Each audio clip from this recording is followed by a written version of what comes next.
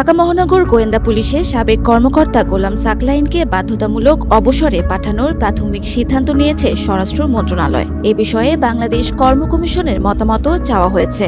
স্বরাষ্ট্র মন্ত্রণালয়ের চিঠিতে বলা হয়েছে, অভিনেত্রী পরিমণির সঙ্গে সাকলাইনের বিবাহ বহির্ভূত অনৈতিক সম্পর্ক ছিল বলে তদন্তে উঠে এসেছে।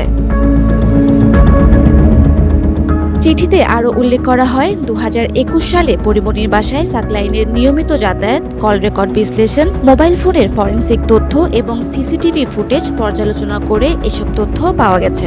মন্ত্রণালয়ের দাবি, একজন দায়িত্বশীল পুলিশ কর্মকর্তা হিসেবে এমন আচরণ সরকারি চাকরির শৃঙ্খলা ও ভাবমূর্তির পরিপন্থী। তবে অভিযোগের বিষয়ে সাকলাইনের বক্তব্য পাওয়া যায়নি।